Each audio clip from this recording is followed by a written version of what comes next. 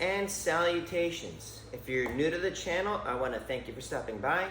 My name is Eric Moss. I am a modern day performing strongman, a motivational speaker, and a personal trainer. If you're unfamiliar with what a modern day performing strongman is I perform feats of strength like bending steel bars, breaking chains, driving nails through wooden boards by hand, twisting horseshoes, rolling up frying pans, that sort of thing as part of a live show. I use that to make my motivational speech come to life and create an experience that will always be remembered. So, being a modern day performing strongman as well as a personal trainer, I know that people have questions for me. So, because I've got a unique philosophy, I got a different take, and I know that it makes people curious about what it is that I do.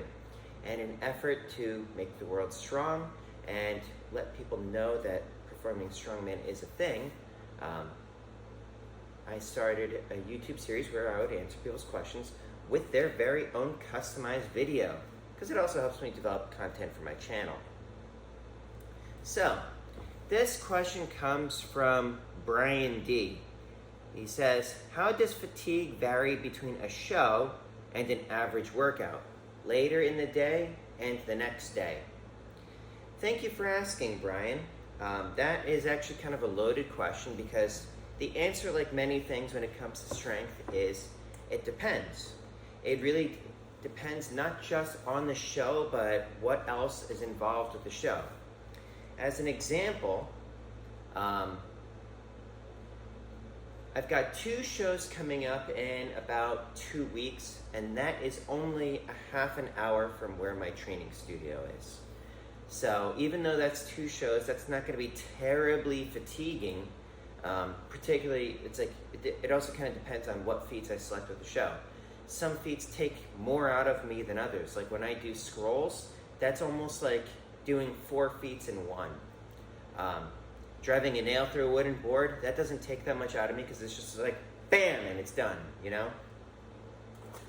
Now, having said that, a lot of times it depends on the travel.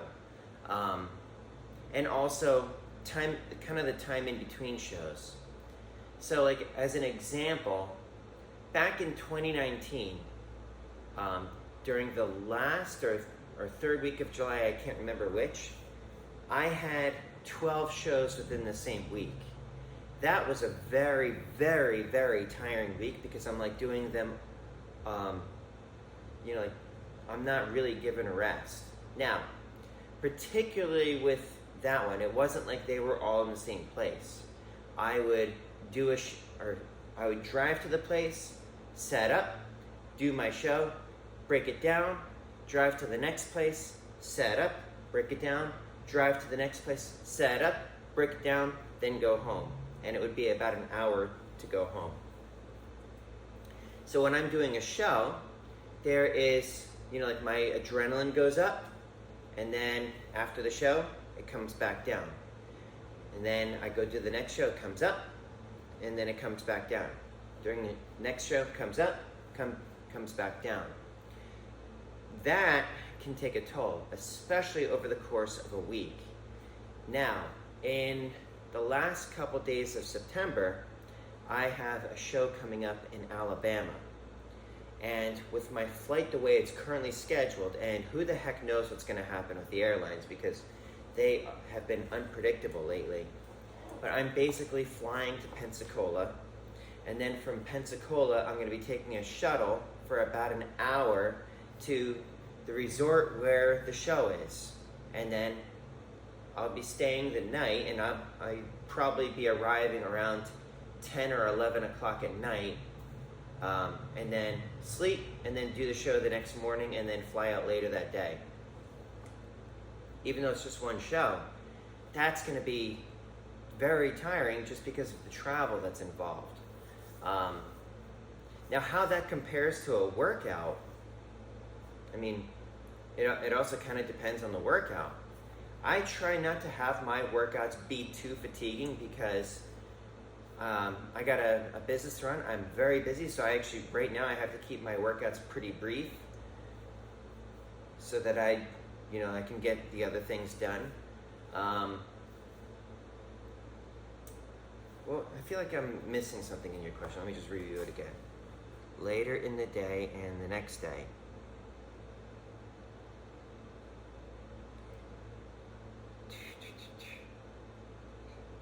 The fatigue the next day isn't really that bad. My nose can be sore because it kind of depends on the rebar. Some rebar is, when you get a tempered piece, oh man, that sucks. Yeah, the next day I'm usually ready to go, and it's not that bad because even with my shows, you know, it's like I'm doing during my standard shows where I'm doing the motivational speech and everything, it's about 10 to 15 minutes of strength feats, and then I do a talk, and then I do a steel bar, and then I do a bit more talking, and then I do a wrench, and then I do a bit more talking, and then I rip a deck of cards and do a bit more talking, and then I do the rebar. The amount of time that I'm actually like doing feats of strength, if I were to try to do it like them all back to back, maybe 20 minutes. Yeah, so it's not terribly difficult for me, even though it is a lot of feats. I'm doing on average 12, 13 a show, something like that. So anyways, Brian D, I hope that answers your question. If I didn't answer it in a way that's satisfactory or anything like that, do a follow-up question in the comments below and I'll do a follow-up video.